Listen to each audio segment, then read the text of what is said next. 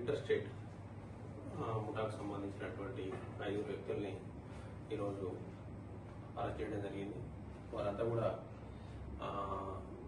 మాకు బంగారం ఇట్లా రోడ్ వర్క్ చేస్తాం, దానిలో మాకు భాగంగా ఈ బంగారం దొరికింది, దాన్ని తక్కువ ధరకి ఇస్తామని చెప్పి దగ్గర ఉన్నటువంటి వ్యాపారస్తుల్ని అప్రోచ్ కావడం, తర్వాత వాళ్ళు కొంత ఆశపడటం, ఆ విధంగా ఆశ చూపి అక్కడి నుంచి వీళ్ళు దొరికినటువంటి బంగారం అని చెప్పి నకిలీ బంగారాన్ని అంటగట్టి వాళ్ళ దగ్గర నుంచి ఈ డబ్బు తీసుకోవడం జరుగుతుంది.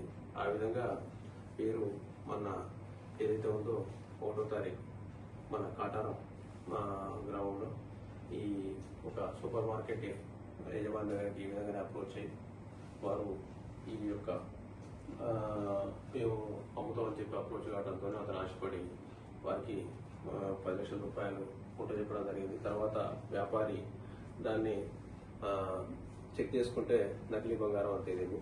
దాంతో ఇచ్చిన కంప్లైంట్ మీద మనం కేసు రిజిస్టర్ చేయడం జరిగింది.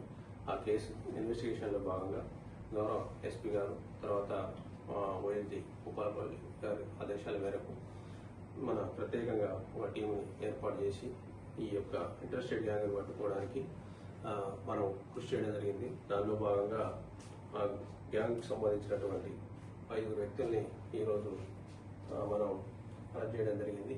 వారు అఫెన్స్ చేస్తూ వెళ్ళిపోతూ మరొక వ్యక్తి మీద భౌతిక దాడి చేసి అతని నుంచి కూడా కొత్త నగదు, తర్వాత సెల్ ఫోన్ని తస్కరించడం జరిగింది.